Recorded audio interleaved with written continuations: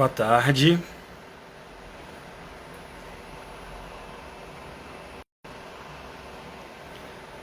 O pessoal está entrando agora. Sejam bem-vindos a mais uma live no Instagram da FIEP.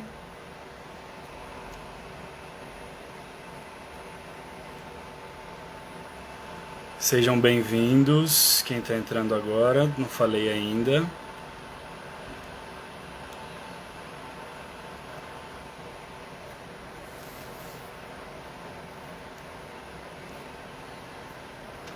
Boa tarde.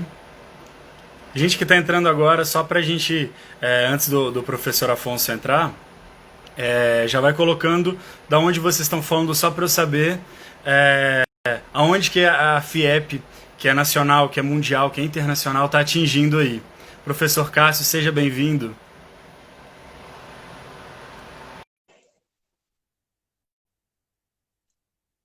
Estou chamando o professor Afonso.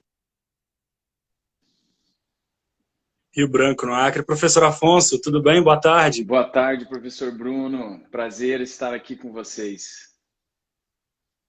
Prazer é todo nosso, meu, enquanto profissional, em dividir essa live com você e da FIEP como um grande profissional que você é da área. É imenso poder ter você compartilhando tanto conhecimento com a gente hoje aqui. Antes da gente começar, deixa eu só fazer uns agradecimentos aqui de praxe. Eu queria agradecer a presença de todo mundo na live.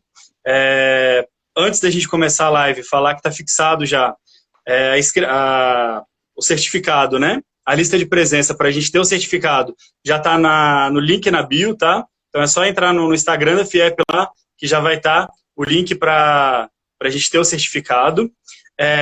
Quem não se inscreveu ainda, quem não adicionou a FIEP, adiciona o Instagram da FIEP, adiciona o YouTube também, que tem muito material legal lá, sempre com novidade, FIEP sempre surgindo com muita coisa interessante para quem é da área aí, está se mantendo sempre atualizado. Professor, por favor, se apresente. Ô, Bruno, obrigado. Eu quero agradecer a FIEP pelo convite. Professora Poliana, que também conversou comigo fazendo o convite. A você, Bruno, obrigado pelo convite também. É sempre muito bom estar a gente conversando com profissionais da área da educação física. Adoro, uma coisa que para mim é a minha paixão, meu propósito. E, e ainda mais com o FIEP, que é uma organização que eu já muitas histórias bacanas, um congresso maravilhoso que tem todo ano em Foz do Iguaçu. Espero que em 2021 dê tudo certo, né? Vamos ver como é que fica essa pandemia, né? Espero que dê para ser de forma presencial, vamos torcer. Se não, de repente online mesmo tá valendo, é muito bacana, a gente pode ver dentro de casa, né? Bruno, você está me Vai escutando ser bem? 2021 vai ser, professor, 2021 vai ser virtual. As inscrições elas já estão abertas já, mas a gente espera que em breve a gente possa estar em contato de forma presencial para garantir esse abraço que a gente sempre tem, garantindo todo janeiro com a FIEP, tá? Ah, perfeito, perfeito. Ótimo. Você está me escutando bem, Bruno? Tá tudo certo aí? Te ouço. O áudio para você tá bom aí também? Tá ótimo, perfeito, então. Então, Bruno, meu nome é Afonso, eu entrei hoje aqui com um perfil da BK Training, que é a empresa que eu tenho em parceria junto com o meu sócio, que é o Jader Beck, e eu estou falando diretamente de Florianópolis, que é a cidade onde eu resido, aqui em Santa Catarina, e onde fica a sede da BK Training. Então, a gente, paralelo ao trabalho com a BK Training, né, que é uma academia onde a gente oferece pilates e treinamento funcional, algo bem voltado para a qualidade de movimento, a gente procura oferecer isso muito. Em paralelo, nós temos atividades voltadas para a formação de profissionais, tanto para a área da educação física quanto fisioterapia, com a questão do treinamento funcional, mas uma abordagem que nós utilizamos aqui na BK Training, repassar para esses profissionais a nossa ideia sobre o que é treinamento funcional, sobre um treino voltado para a qualidade do movimento e também aplicar o que a gente estuda. Eu atualmente estou finalizando meu doutorado aqui na UDESC, e dentro de uma área de controle motor com biomecânica, onde o meu foco de estudo é o agachamento. Então, vai ser é o tema de hoje da live. E o meu sócio Jader também está no doutorado, ele entrou agora, então está definindo o tema, mas provavelmente é algo relacionado também com a qualidade de movimento. A gente ainda não tem definido o tema certo, né? Mas atualmente a gente está buscando aí informações e escrevendo uma revisão sobre treinamento funcional, sobre de onde veio e tal. Então a gente está aí, a gente vive estudando, adora estudar sobre temas dessa área, e o agachamento é desses estudos que a gente faz constantemente, né? E conversa bastante também. Então, Bom que você dê seguimento do seu mestrado para o seu doutorado com a mesma temática, né, professor?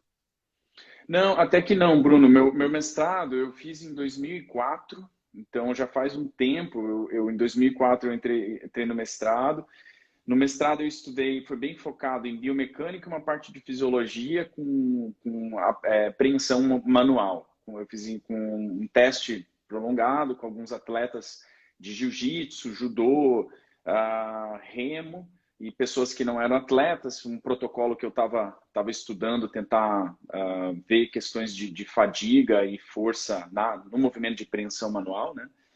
E aí de 2006, aí eu fiquei ali, depois de 2006 eu fui trabalhar muito, porque aqui em Florianópolis não tinha doutorado na época, tinha somente São Paulo, Rio de Janeiro, Porto Alegre, e fui atuar na área acadêmica. Então eu dei aula aqui em diversas universidades aqui no estado, inclusive em Florianópolis, depois aqui na UDESC, e atuando como profissional na área como personal trainer, e na área de Pilates também atuei bastante. E depois de 2010, ali 2009, que começou a vir essa questão do treinamento funcional mais forte para o Brasil, aí meus estudos nessa área começaram a ficar mais intensos, até que 2011 eu entrei como professor da disciplina de treinamento funcional e Pilates na UDESC. Fui o primeiro professor da disciplina para o bacharelado, e foi uma experiência muito marcante, muito bacana, porque de 2011 para hoje em dia, 2020, muita coisa mudou para poder achar pelo menos material, né? Então, a produção Sim. de artigos, tudo isso na época era bem diferenciado do que é hoje. Então, hoje está uma maravilha, né? Hoje a gente tem muita coisa boa aí para a gente poder estudar, né? Então, Verdade. foi a sequência de estudos relacionados à biomecânica, mas a temática mesmo, né? Ali o desfecho do estudo tá bem diferente. Ótimo. E como você mesmo falou, a temática da nossa live hoje, eu só queria agradecer a presença do professor Almir Grum, que é o presidente da FIEP, que está assistindo a gente. É uma honra e um grande prazer tê-lo na live com a gente. Se a gente está aqui hoje compartilhando conhecimento, é graças a um caminho que já foi traçado, enfim, gratidão eterna pela FIEP, para o professor Almir Grum também. Como você falou, professor, o tema da nossa live hoje é sobre agachamento. Por que sobre agachamento? Agachamento Legal. é tão tranquilo de fazer. Bom, boa tarde, professor Almir, também. Prazer estar aqui podendo falar com uma presença ilustre acompanhando, e também a todos os outros que estão acompanhando aí. Estou vendo que tem já 70 e poucas pessoas. Convidem seus amigos aí, aperta na setinha, chama o pessoal, até alunos. Às vezes como a gente vai falar de agachamento, e é um tema que às vezes os alunos precisam saber, né? Eu sei que muitos professores aí na pele acabam vivenciando no dia a dia aquela situação que quer falar alguma coisa para o aluno, mas eu prefiro fazer desse jeito, eu gosto assim, né? Então é uma oportunidade da gente poder estar falando como terceira pessoa, né, sobre um assunto que de repente seja interessante para vocês. E então, Bruno, o agachamento teoricamente é um movimento tranquilo, né? Que a gente acaba fazendo todo dia. Todas as pessoas que necessitam abaixar, por exemplo, para pegar algo do chão, acabam agachando ou fazendo um movimento parecido com o agachamento. Então é um movimento natural, né? A gente tem considerado o agachamento dentro de um padrão de movimento primitivo, que a gente acaba fazendo já desde nenê, né? Faz parte do processo de aprendizagem motora, o ato de agachar e levantar, né? Então, até se a gente observa o nenezinho, como é que ele vai aprendendo a se movimentar. Ele começa primeiro a se movimentar com os braços e as pernas, depois ele aprende a rolar, depois ele aprende a ajoelhar, tentar levantar, e aí nesse processo de levantar e começar a caminhar, ele já começa depois a agachar, né? Então agachar para pegar alguma coisa no chão e levantar. Então é algo natural para o nosso corpo. A questão é que nós temos aí um movimento que envolve muitas articulações, né? Então, e ao longo do tempo, essas articulações começam a apresentar modificações em relação de quando você é uma criança, um nenê, né? Então, e essas modificações podem ser tanto voltadas para fraqueza articular, ali relacionada aos músculos, ou dificuldade de mobilidade articular, né? Diminui a amplitude articular ali de movimento. E aí, quando a pessoa agacha, ocorre uma série de compensações, pode vir a acontecer. E no dia a dia, mesmo tendo compensações, a pessoa agachar para pegar alguma coisa no chão, se ela não tem uma lesão grave, uma dor aguda, alguma coisa assim, não teria problema também. O problema é quando a gente começa a prescrever, dentro de uma prescrição de exercício, o agachamento com cargas elevadas. E aí vem a questão de que tipo de agachamento que a pessoa consegue realizar com cargas, né, com uma carga além do peso corporal dele, que não provoque tantas compensações que ao longo do tempo essa compensação pode danificar uma articulação ou alguma questão do corpo. Então, esse é o grande discussão e debate em cima do agachamento, né? Não é se o agachar, todo mundo agacha. A gente tem que agachar no dia a dia quem pode, né? Claro que tem pessoas que não conseguem, tudo bem, mas aí é outra história. Mas dentro das pessoas que conseguem agachar, a gente agacha, faz parte da nossa vida. E até para o pessoal que estiver assistindo, quiser perguntar alguma coisa em relação a isso, fiquem à vontade, né? A gente está conversando aí de um tema e o que eu puder ajudar vocês, eu ajudo, até o meu limite. Professor, eu ia falar isso agora, inclusive. Eu sou fisioterapeuta, profissional de educação física, e tenho muitas dúvidas, claro que elas chegam para mim, que eu vou te repassar todas, tá? Porque se eu recebo as dúvidas, você vai receber todas elas hoje também. Quem tiver dúvida, pode ir mandando, que eu vou anotando e já vou te repassando durante a sua fala, tá? Então, nessa introdução que você fez sobre agachamento. Agachamento, a gente pode fazer, a gente deve fazer, todo mundo? Legal, Bruno. Essa pergunta, por exemplo, hoje em dia, no treinamento funcional, o agachamento é algo que geralmente é prescrito dentro dos treinos, por ser um exercício que exige de diversas questões articulares e promove, quando a gente coloca cargas de qualquer variação de agachamento, você tem um ganho aí de força, potência, enfim, dependendo da forma como for treino, que pode ser transferido para diversos esportes e para o dia. Por isso que o agachamento também é muito interessante, por causa dessa transferência que a gente tem, né? Então é um ato funcional, a gente chama de um movimento, né, que tem função, e a gente treinar esse movimento relacionado a uma valência física, por exemplo, aumento de força ou potência, isso pode vir num idoso prevenir queda, num atleta melhorar o deslocamento dele, impulsão vertical, alguma questão, e numa pessoa que não é atleta, simplesmente procura saúde, às vezes melhora a condição física geral dele, né? Promover um fortalecimento geral do corpo. Agora, Então, o agachamento a gente pode falar que ele trabalha tanto performance, quanto qualidade de vida, quanto reabilitação também? Exatamente. Só que aí a questão é como fazer isso, né? Não é só sair pegando uma barra, botando anilha na barra e fazendo a galera agachar. Mas E é o mesmo agachamento, professor? não, aí que é interessante, né? Não seria o mesmo, né? O legal, né, é que a gente tem aí, num próprio movimento de agachar, só o fato da gente controlar as profundidades já vai diferenciar bastante nessas áreas que a gente está falando, de reabilitação, performance, saúde e os objetivos de transferência que a gente quer fazer, né? Então, isso, só falando de profundidade já tem uma diferença. Se a gente entrar nas questões das variações de instrumento que se utiliza para fazer o agachamento, por exemplo, barra, anilha, kettlebell, barra hexagonal, TRX, agachamento pliométrico, tirando ainda que a gente nem comentou da modalidade que a gente tem de agachamento bipodal ou agachamento unipodal, né? Então, todas essas variações são extremamente importantes, conhecer todas elas e quais as transferências que elas podem gerar para o dia a dia e quais as possíveis compensações no corpo da pessoa que está fazendo que esse agachamento pode gerar, né? E a preocupação é quando a gente vê muito modismo, né, Bruno?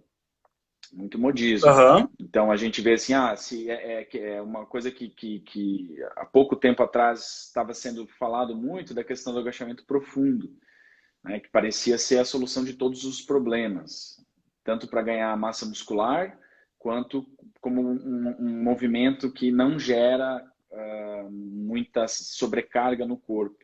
Mas não é bem assim, né? É um movimento maravilhoso, maravilhoso. A pessoa que consegue fazer, deve fazer, mas a gente não pode generalizar o público que pode fazer esse movimento, né? Então, Ótimo. Professor, as perguntas estão chegando eu tô vendo, eu não tô lendo, hein? Eu eu tô vou... só falando aqui. Tranquilo, tranquilo. E no momento oportuno eu vou te passando, tá? Tá, tranquilo. Perfeito. A gente estava falando de treinamento funcional, que é a sua área de trabalho. É minha área de trabalho também, eu fiquei muito feliz com isso. É, e, e a Rê Souza já mandou uma pergunta sobre linkando o agachamento com treinamento funcional. O agachamento no treinamento funcional, sem carga, ele pode gerar lesão? É uma pergunta super difícil de responder, porque se eu falar que sim, eu tô errado. Se eu falar que não, eu tô errado também, sabe? Então depende. Então, muita questão quando a gente começa a falar sobre movimento vai dentro dessa resposta do depende, porque vai depender da pessoa. Cada vez mais está surgindo na ciência mesmo, não estou falando só pelo que eu acho, ou que a BK Training acha, de que a qualidade de movimento e o movimento ele é algo complexo, né? Que você tem uma série de outras questões que podem influenciar na forma como a pessoa se movimenta. Então, está vindo com força a teoria de complexidade, né, relacionado tanto na parte de lesões quanto na parte de performance, e o individual, né, você vê cada indivíduo.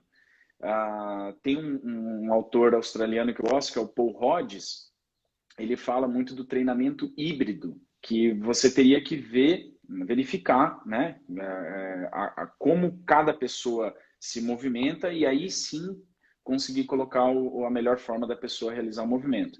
Mas o que a Renata, acho que é Renata, né, perguntou, Isso. ela é sobre sem carga, só com peso do corpo. Por exemplo, em aulas online está acontecendo muito isso hoje em dia por causa da pandemia. Às vezes a pessoa não tem, né, equipamento em casa, não tem como fazer, tem que ir com o peso do corpo. E então, a princípio, você vai ter que dar uma analisada de como é o movimento da pessoa e se ela sente algum desconforto, assim, no geral, não é um movimento que a gente precisa se preocupar. O que pode se perceber que a pessoa, ao agachar, né, ela realiza, por exemplo, muitas compensações articulares, que você vê que não está legal o movimento, pode começar com menores angulações, pedindo para a pessoa sentar num banco, para a pessoa ou colocar uma almofada em cima do banco e fazer com uma amplitude menor, e corrigindo ela. Isso que é o nosso papel também, né? Não é só passar e motivar, é a gente corrigir. Então, coloca ela de frente, coloca a câmera de lado, verifica como é que ela está fazendo, dá o feedback de posicionamento para ela. E aí, se tiver tudo bem, vamos embora, vamos agachar, vamos fazer exercício, não tem problema nenhum.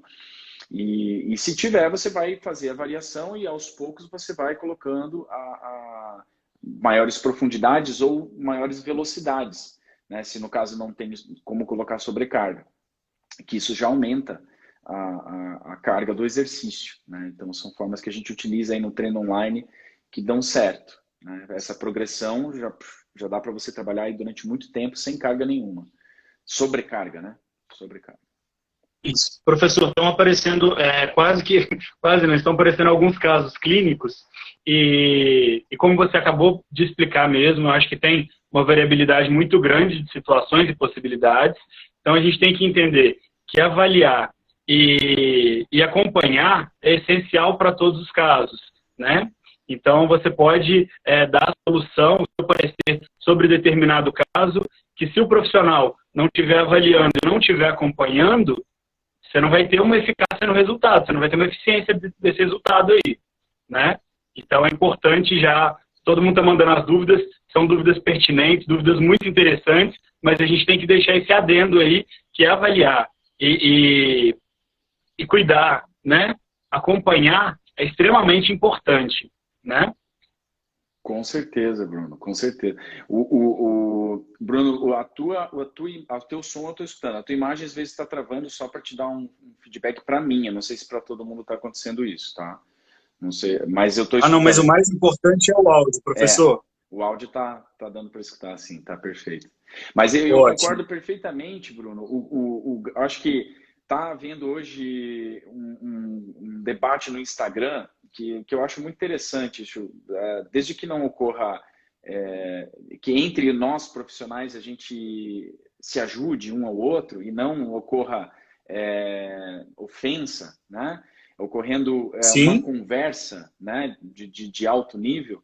Eu acho que é muito bacana isso que você falou, porque ao mesmo tempo, com certeza a gente precisa avaliar, isso não tenha dúvida nenhuma. E o que existe uma preocupação hoje em dia é que a avaliação não gere medo de movimento. Isso também é importante, né? Então, essas duas coisas são importantes. Não tem como você programar um treino, a não ser que você tenha muita noção sobre biomecânica, muita noção sobre fisiologia, controle motor, você estuda muito isso, consegue, durante os exercícios, ir avaliando, tendo feedback sobre o movimento da pessoa, mas mesmo assim, você ter uma caixa de ferramentas com avaliações é interessante para você se organizar, né? E a única ressalva disso é o não gerar o medo do movimento, que isso é uma coisa que vem também crescendo, a famosa cinesiofobia, né? Se consegue equilibrar as duas coisas, é o que a gente tem de melhor hoje, é o que a gente lê na ciência hoje, é basicamente isso, né? Muitos artigos científicos tentando trabalhar com isso, né? Tentando achar avaliações que predizem lesões, avaliações que possam melhorar o movimento, ou avaliações para performance, enfim. A gente é bastante que a gente tem de produção científica disso anual, mensal, enfim, diária até às vezes. Então, concordo plenamente. professor, como que a gente escolhe a melhor variação de agachamento? Como que a gente consegue, dentre as ferramentas que a gente tem, porque a gente sabe que não é um tipo só de agachamento que tem, a gente tem vários agachamentos. Quando a gente fala que é proibido tudo. Quando a gente fala que pode tudo. Como que a gente escolhe o melhor agachamento para o nosso aluno, para a pessoa que a gente está treinando? Legal, legal, maravilha, Bruno. Então,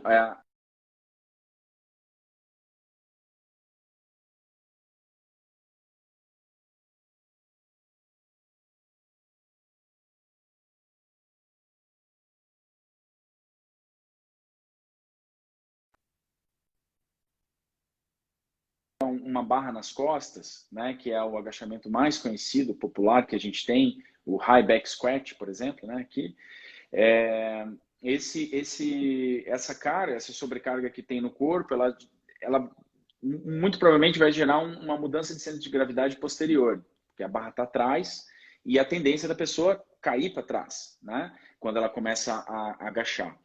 Porém, para ela não cair, geralmente o que acontece, a pessoa inclina o tronco, né? Então ela faz uma inclinação. Ó, o pessoal está falando travou, será que sou eu? O pessoal está falando que travou. Para mim aqui tá ok. Para mim também. Se alguém tá ok, avisa aí. Parece que tá tudo certo. Vai avisando para a gente tentar estabilizar a conexão, gente, por favor. Voltou. Então tá tudo certo. Voltou. Então, essas observações que são importantes para a gente poder determinar que variação do agachamento. Então, voltando lá, né? Agachou com barra nas costas, colocou a carga, e aí você verificou que, por exemplo, essa inclinação anterior excessiva gerou uma retificação da região lombar, antes mesmo de chegar numa profundidade muito alta, né? Ela aumentou a cifose, a cabeça anteriorizou, tudo isso, olhando no plano sagital de lado, você verificou isso. Se esse centro de gravidade que está para trás, né, a pessoa tem que fazer essa compensação para poder agachar, o que a gente pode fazer? Colocar a sobrecarga na frente. Né? Então é algo simples que a gente consegue fazer, e aí colocando o centro de gravidade na frente, a pessoa já começa a melhorar um pouco essa postura para poder realizar o agachamento de uma forma mais adequada. Então, tanto a colocação da barra na frente, aí tem as variações de posição de braços, né, que não precisa necessariamente ser aquela variação que o pessoal do levantamento de peso olímpico utiliza. No CrossFit também é muito comum, só que isso é uma pegada bem difícil de se fazer. Quem consegue fazer não tem problema nenhum, mas existem pegadas mais simples, né, da gente fazer com a barra na frente. E se não for a barra, aí tem outras opções. A gente pode usar halteres, pode usar kettlebells na frente do corpo, que ajuda a posicionar. Então, já falando para o pessoal, né? Ok, a pessoa precisa descer com um tronco reto? Não, também não. Né? A gente tem que ter um equilíbrio do corpo, que basicamente seria o tronco com uma inclinação próxima da inclinação da tíbia. Então, a gente descendo com essas duas inclinações equilibradas. Isso pode gerar uma dúvida. Ok, mas eu já vi profissionais de powerlifting, por exemplo, agachando com um tronco muito mais inclinado do que a inclinação da tíbia. E com altas cargas. E como é que esse pessoal está errado, então? Não, também não. Né? Aí são atletas que passam anos e anos da vida treinando, onde conseguem realizar um movimento com uma sobrecarga muito alta, e o corpo se adaptou àquele movimento sem gerar, talvez, uma compensação que possa gerar uma lesão. Então, é uma questão específica, né, de uma pessoa que faz isso durante muito tempo. É a mesma coisa quando a gente vê pessoas que trabalham de formas manuais, por exemplo, instalando azulejo no chão, e elas ficam de cócoras o dia inteiro e não sentem dor nenhuma. Quando uma pessoa que não faz isso vai ficar ali 15 minutos e às vezes já sente desconforto, né? Então, é a adaptação do corpo em relação ao movimento, os próprios tecidos, músculos, ossos, tudo vão se adaptando, mas isso leva tempo, né? A adaptação não ocorre em um mês, ocorre em anos. Aí a pessoa acaba conseguindo fazer essas compensações sem gerar algum tipo de desconforto, né? Quando a gente fala de atleta, a gente tem que abrir um parêntese, né? Porque às vezes ele está naquele gesto técnico há muito tempo, já gerou tanta adaptação naquilo dali, que não é porque você, com a gente, com a técnica, com toda a teoria em mãos, vai chegar lá e falar assim, olha, você está fazendo errado, porque é o que ele faz a vida inteira e nunca machucou. Sim, exato. Né? Exato. Até, Bruno, uma vez eu estava vendo uma palestra de um pesquisador canadense, o Matt Jordan. Ele fez doutorado lá em Calgary, que tem um dos laboratórios de biomecânicas mais reconhecidos do mundo aí, e ele tem um centro de treinamento e treina muito atletas de esporte de inverno, né? Então a esqui e tudo mais. E aí tinha uma atleta que ele foi avaliar, e ele faz avaliação com plataformas de força, com saltos, tem uma avaliação bem bacana, e ele começou a ver que tinha uma diferença grande entre uma perna e outra. E aquilo poderia predizer uma lesão. Então ele, ficou preocupado, começou a falar com o treinador dessa atleta, tentar modificar alguma coisa.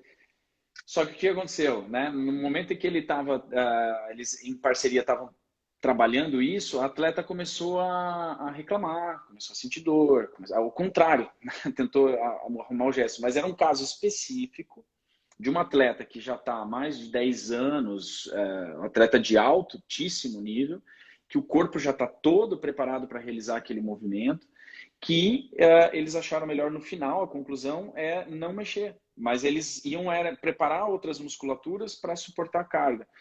Mas é um caso muito específico, né? Que é uma coisa que a gente tem que raciocinar, conversar, e aí chega nessas conclusões, né? Professor, tem uma pergunta que eu acho que cabe muito dentro dessa sua explicação. O Alex perguntou, falando sobre os ângulos do agachamento, qual o melhor e ideal para cada tipo de treino?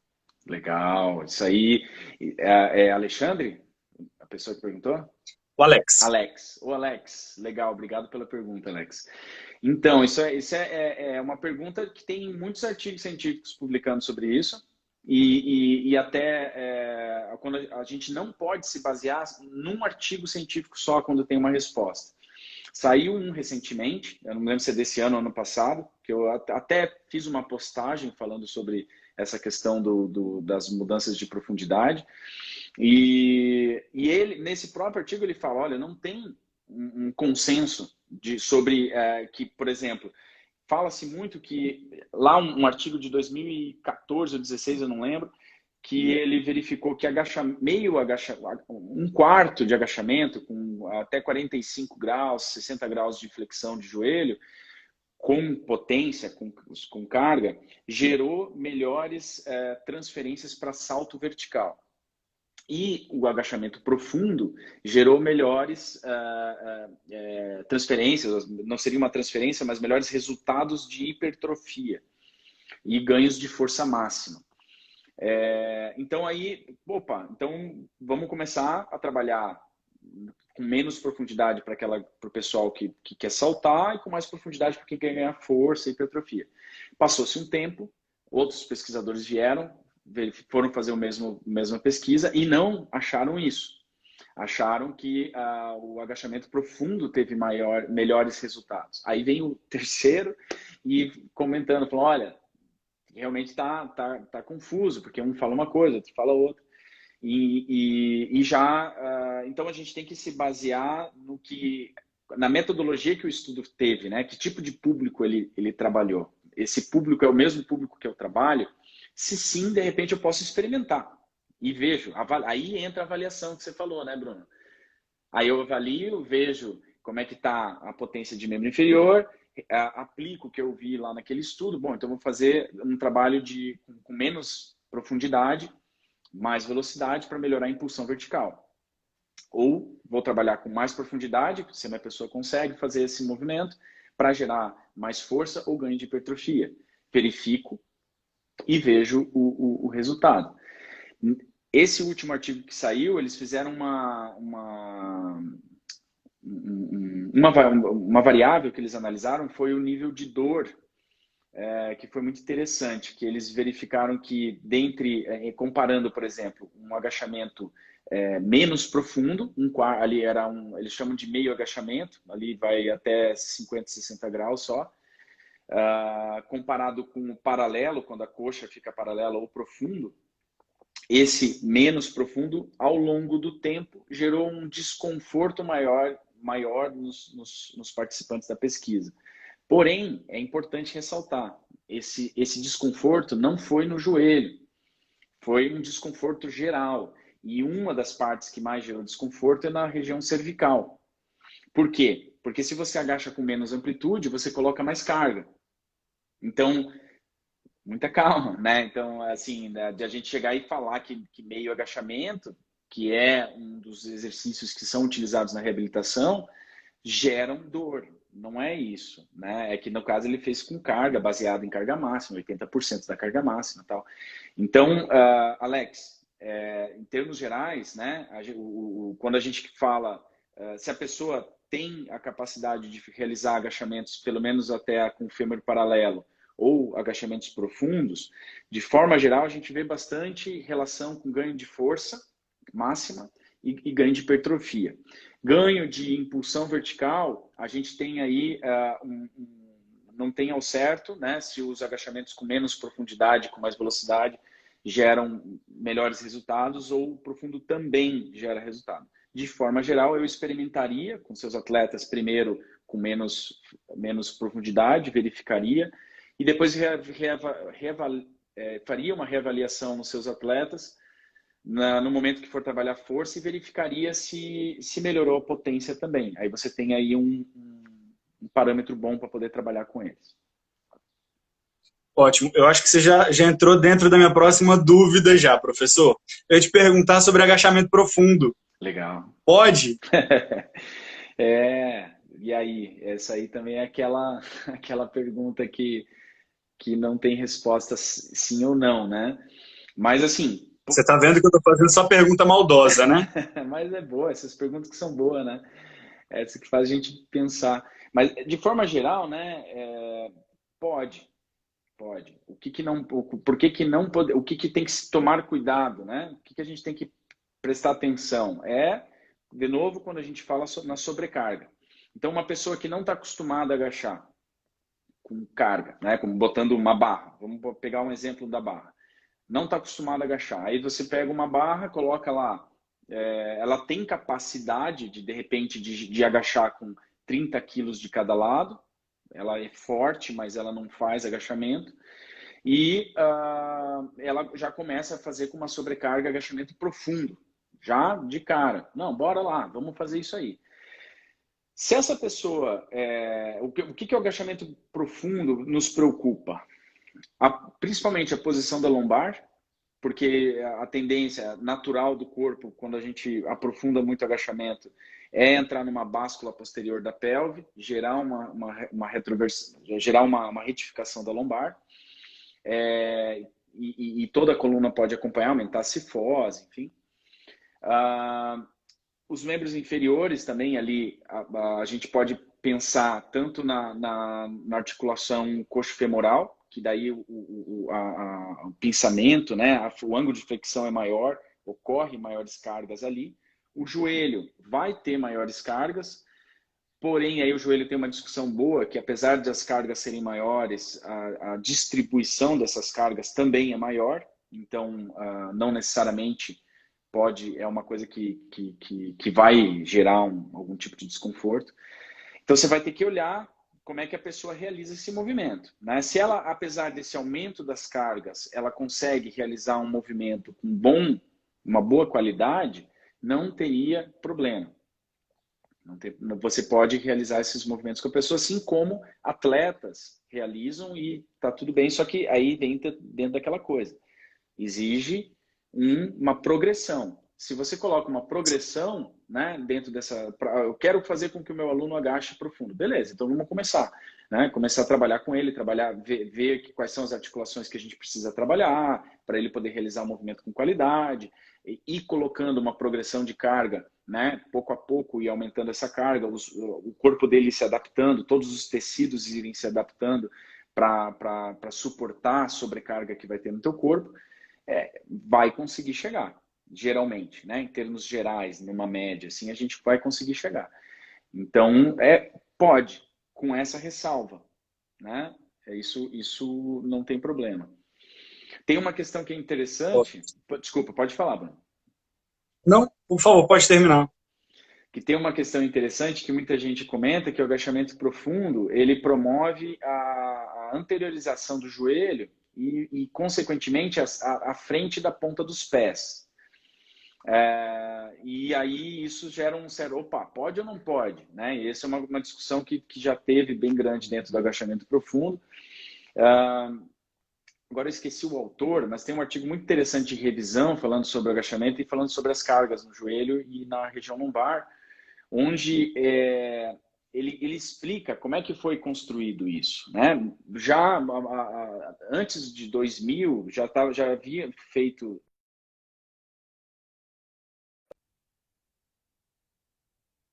você vai, maior a carga, mas a carga geral.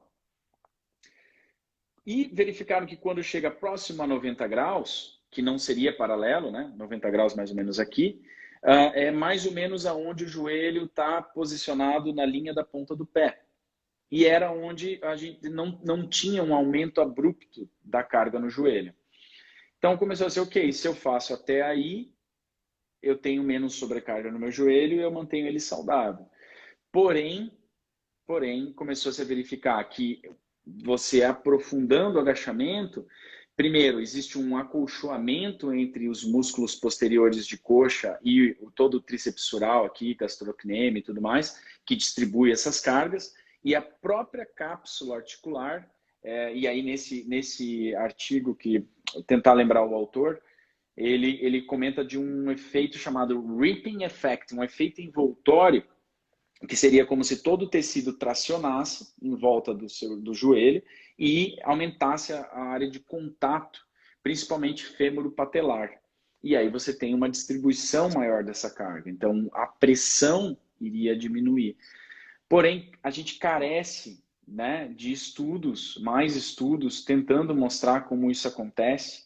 E um dos motivos que carece desses estudos é porque a anatomia é muito individual. Então, eu fazer com um esqueleto X ali de uma tíbia, um fêmur e uma patela, não necessariamente corresponde ao meu joelho, ao joelho do Bruno, ou ao joelho do Alex, enfim, do pessoal que está assistindo, né? Isso é a dificuldade que a ciência tem de poder se aprofundar em alguns aspectos. Então, a gente começa, daí voltando, né, com poucas flexões para depois ir aumentando a flexão e chegar no agachamento profundo. Ótimo. Tem gente que está me cobrando pergunta que não foi respondida ainda.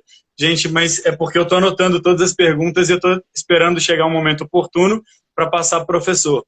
Mas, professora, é uma pergunta simples, mas que vai dar um engajamento legal aí. Ela, se deixar, a gente vai ficar a live inteira falando só dessa pergunta, mas o que você consegue resumir para a gente aí sobre os principais erros de agachamento, em linhas gerais? Legal, legal. Bacana, Bruno.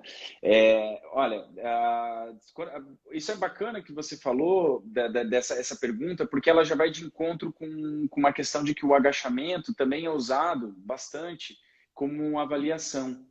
Então, a gente tem várias formas de avaliar. Uma super conhecida é do FMS, né? Eles usam aí o overhead squat, né? com a mão acima da cabeça. Mas a própria agachamento com a barra nas costas é usada como avaliação. Tem um artigo que foi publicado, inclusive o McGill, uma série de autores fenomenais, então tem a parte 1 e a parte 2. É fácil de achar, tá de graça, né? Você não precisa, é só entrar na página e baixar, que fala exatamente como os erros do agachamento. E aí os erros do agachamento acabam servindo como informações de uma avaliação. Por exemplo, a gente começa lá com, como é multiarticular, ele envolve dos dedos do pé, e para quem fez a pergunta, né, dos dedos do pé até as vértebras cervicais. Então a gente tem aí uma série de... A pergunta foi o Roque, professor. Roque? Roque, show. Então, Roque, é bastante possibilidades, mas vamos aos principais, tá? Não vou falar de hallux, dedo mínimo, tão específico assim. Mas os principais quais seriam? Né? A gente usa a abdução do pé, a gente utiliza, né, em determinados casos do agachamento. O que não seria legal ali no pé seria uma abdução do pé excessiva, que seria a abertura excessiva para poder realizar o agachamento. Não estou falando do agachamento sumô, do agachamento padrão. O Michele, tá travando o meu ou o do Bruno? Só avisa aí, se for o meu aqui, avisa que eu tô... Eu te ouço e te vejo perfeitamente, professor. Então, tá travando para mais alguém, gente? Eu acho que eles estão falando que tá travando o seu, Bruno, que o teu parou a imagem, mas dá para escutar. Não tem problema não. Ok. Estou começando, voltando lá, né? Uma abdução excessiva, né? Que a gente usa no agachamento, geralmente, uma abdução dos pés em torno de 15 a 30 graus no máximo, né? Para poder facilitar a questão coxo-femoral lá. Então, não é do pé, seria lá no acetábulo com a cabeça do fêmur. Pronação do tornozelo, um erro bem comum também, e aí geralmente pode ter vários problemas, às vezes está relacionado com falta de mobilidade do tornozelo, principalmente dorsiflexão, né? Então isso pode acontecer. Aí vem a questão de arrumar o pé também, ver se os dedos do pé estão agindo corretamente. Subindo ali pelo tornozelo, né? A gente indo para o joelho, o famoso valgismo dinâmico, então os joelhos irem para dentro, né? Isso também em excesso tem uma série de complicações que podem acontecer, principalmente da relação fêmuro-patelar. Subindo, e aí também no joelho tem tanto o valgismo dinâmico como pode ter um varismo, né? Tinha uma época, eu estava lendo um blog de um fisioterapeuta norte-americano que trabalha com CrossFit, com treinos de alta intensidade, e ele estava comentando que deve se tomar cuidado quando fala do excesso do joelho para fora, né? Então, muito pessoal que dava treino lá nos Estados Unidos estava usando a dica de joga o joelho para fora, joga o joelho para fora. E, na verdade, tem que ter um alinhamento, né, do joelho, com a região do joelho com o tornozelo. Então, o varismo também seria um erro. Na região do quadril, então, a gente pode ter tanto... O quadril é a pelve em si, na verdade, né? A gente pode ter tanto rotações, que é mais difícil de detectar, mas pode acontecer. A gente vai ter as básculas, que daí a gente vai enxergar isso na região lombar, então pode ser um aumento da lordose, como uma retificação da lombar, e isso seria algo que nós temos que ver até onde isso nós temos que corrigir ou não, tá? Então, dependendo de como isso está acontecendo e no indivíduo que está acontecendo, nós corrigimos ou não corrigimos, tá? Então, é uma questão mais delicada para eu falar para vocês que é um erro. Daí o tronco como um todo, né? Então a gente enxergando o tronco, essa inclinação excessiva à frente de uma pessoa que agacha por saúde, tá? Não estou falando de atleta de powerlifting que coloca a barra numa posição mais baixa, que daí ele vai inclinar mesmo. Cabeça, né? Anteriorização da cabeça é um erro bem comum, né, que a gente tem. E aí, olhando lá no agachamento com a barra nas costas, o ombro é algo interessante. Ombro e região torácica, né? A falta de extensão torácica e a falta de mobilidade, principalmente de rotação externa de ombro, pode afetar nesses erros, né? Então, daí vem de novo você avaliar lá se o teu aluno tem uma boa rotação externa de ombro, se ele tem uma boa extensão torácica, para ver se é isso que está ocasionando, por exemplo, cabeça anteriorizada, excesso de inclinação, pode ser, às vezes, não com a região inferior, e sim com a região superior. Então, Roque, temos aí alguns pontos a observar e que podem ter erros, né? Lembrando super importante, a gente não deve ficar com medo, só medo, ok, se ele aconteceu isso, não pode realizar um movimento. Realizem movimento com os alunos, diminuam as cargas, não façam com cargas elevadas, verifiquem se esse erro que está acontecendo é muito grande, né, muito preeminente, para que pode vir gerar essa compensação, uma lesão, um desconforto. Mas se não for, realizem, continuem movimentando, que seu aluno vai aprendendo também a se movimentar e diminuindo essa compensação. Quando a gente fala erro, é uma palavra muito forte, né? Então, é sempre bom lembrar dessa questão do movimento e o medo, né? Gente, quando o assunto é bom, passa muito rápido, né, professor? Eu tô com um monte de pergunta aqui, tô com um monte de dúvida. Legal. Já fica para a FIEP aí um próximo convite para a gente estender umas 2, 3 lives aí para responder tantas dúvidas e tantas perguntas. Que bom. Professor, mais uma dúvida. O Paulo está perguntando qual que é o impacto biomecânico na tríplice flexão do agachamento total e do parcial. Tá, o impacto biomecânico na tríplice flexão. Aí ele está falando eu imagino que é do tornozelo, joelho e quadril. Quadril com tronco. Assim, impacto biomecânico acho que será que ele quer relacionado a cargas? Eu não entendi muito bem, Bruno, a pergunta, assim, o que ele quer. Pois ele perguntou no agachamento, né? Pelo que eu entendi, é com relação ao agachamento com carga. Tá. E aí, o que pode acontecer no corpo em relação... Tá, beleza. Acho que... A tríplice flexão. Uhum. É o impacto biomecânico, né? Sim, tá. Como é que é o nome da pessoa, por favor? É o Paulo. Paulo. Tá, Paulo, vamos lá. Na tríplice flexão, então, ou seja, na fase descendente do movimento, né, quando está descendo,